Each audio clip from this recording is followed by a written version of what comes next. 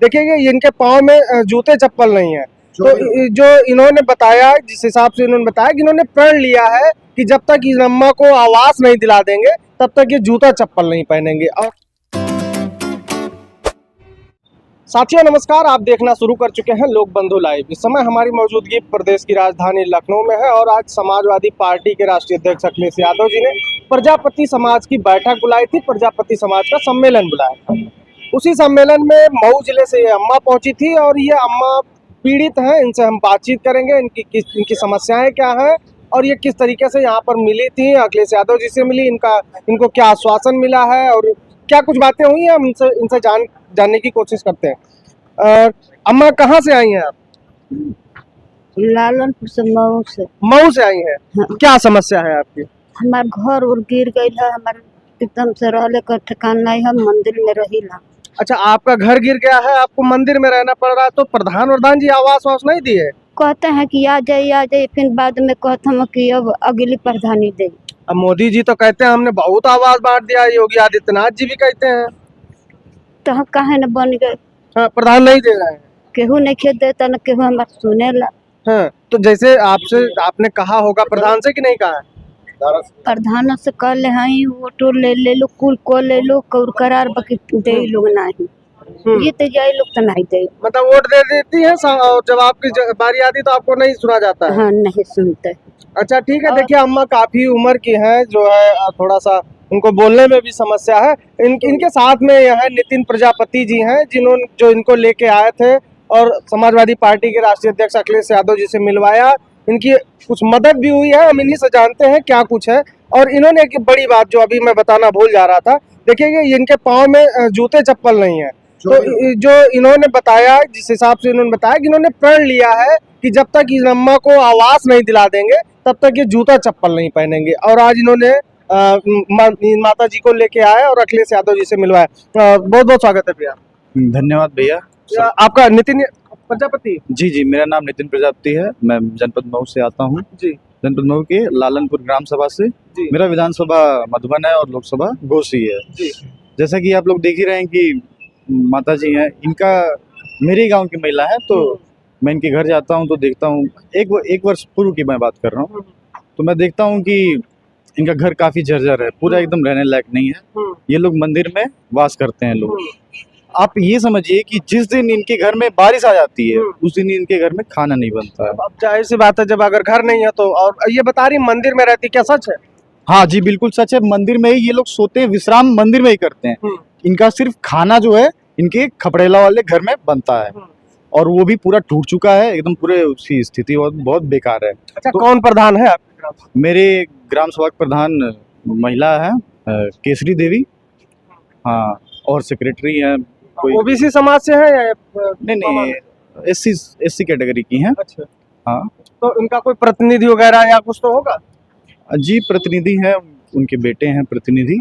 तो बातचीत, आप लोग जैसे आपने प्रण लिया है तो आपकी बातचीत हुई होगी, तो कुछ आश्वासन मिला उधर से कि आवास वगैरह मिलेगा क्या, कैसे? भैया देखिए, 2021 में प्रधानी का चुनाव हुआ, 3-4 वर्ष बीत गए, तो मैंने सोचा अब ये लोग आवास दिलवा नहीं पाएंगे, ठीक है, तो मैं IGRS पे कंप्लेंट डालता हूँ, सरकार से इनके लिए आवास की मांग करता हूँ। और उसी क्रम में अधिकारी गण आते हैं इनके घर, इनको उल्टा ही लपेटने लगते हैं कि तुम क्यों दरख्वास्त की हो, ये वो। तो ये रोते हुए मेरे घर आती हैं और कहती हैं कि बाबू तू का कर दे ला, हमके बहुत परेशान करता हूँ सब, जो कि ये सच बात है, इनसे भी पूछ लीजिए। ऐसा कुछ है, परेशान कर रहे थे आपको? हाँ, बोलिए लोग की काहे खातिर है करौलू है, हम करौली, चल जल्दी निकाल ले आप। हाँ। मतलब आपको आवास भी नहीं देंगे और शिकायत भी करने नहीं देंगे। तो ये आलम आप जनता का देख सकते हैं। अभी इनको क्या लगता है कि इनको कोई राजनीतिक लाभ होगा या फिर कोई ऐसा होगा कि ये षड्यंत्र करके किसी को बदनाम करेंगे, इनको क्या मिलेगा इन सब चीजों से? लेकिन आप देख सकते हैं ये स्थिति उत्तर प्रदेश की है, जहां पर जीरो टॉलरेंस और विकास की गंगा बह रही है। अब ऐसे युवा हैं, देखिए, अब चाहे इनको आप समाजवादी पार्टी का नेता कह लीजिए, एक जागरूक युवा कह लीजिए, ये लड़ाई लड़ रहे हैं अम्मा के आवास के लिए। एक आवास के लिए लड़ना पड़ा, अच्छा, बहुत बड़ी बात नहीं है आवास। आप ऐसे तो दावे वादे तो तमाम है कि भैया हमने इतने बांट दिए, अब आप स्थिति देख लीजिए। तो क्या अभी आज आप समाजवादी पार्टी के राष्ट्रीय अध्यक्ष जी से मिले तो क्या आश्वासन मिला? उसके बाद से जब मैं IRS डालता हूँ तो आज करीब मैं 13 सितंबर 2024 को IRS डालता हूँ और लगभग 1 साल होने को है। तो मैं 3-4 दिन पहले सेक्रेटरी साहब को फोन करता हूँ कि क्या हुआ इनकी आवास का, तो वो बोलते हैं कि अभी ई प्रधानी में आवास ना मिल पाई, अब अगली प्रधानी में देखल जाए, जो 2026 में जो नया प्रधान होगा उसके द्वारा आवास दिया जाएगा। तो आप ये बताइए पत्रकार महोदय कि सरकार की ऐसी कौन सी आवास योजना है तो 2 साल में भी नहीं मिलेगी? कौन सी ऐसी योजना है? और जो पात्र है उसको नहीं मिल रहा है, बड़ी बात तो ये है।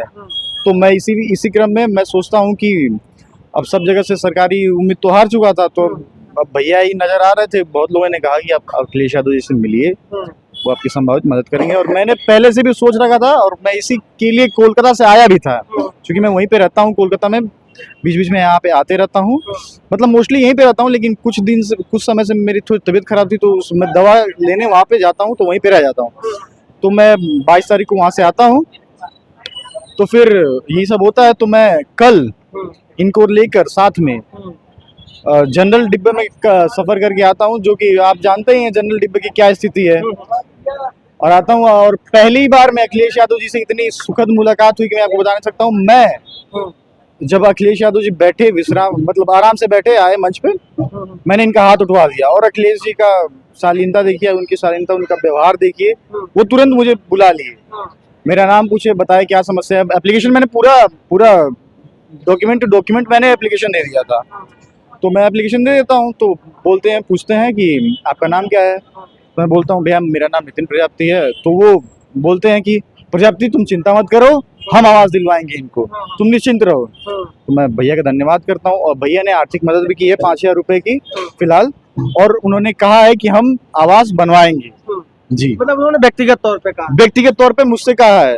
जी। तो आपको विश्वास है कि बन जाएगा? जी बिल्कुल विश्वास है, पूर्णतः विश्वास है, क्योंकि अखिलेश यादव जी आए दिन कई तमाम गरीब दुखियों, पीड़ित समाज से आने वाले और अन्य समाज से भी आने वाले व्यक्तियों की लगातार मदद करते हैं, जो सभी लोग सोशल मीडिया के माध्यम से देख ही रहे हैं। अच्छा ठीक है, अम्मा आप अखिलेश जी से मिली, तो अखिलेश कहे बनवा दे हैं, तो विश्वास बा बनवा दे हैं? हाँ।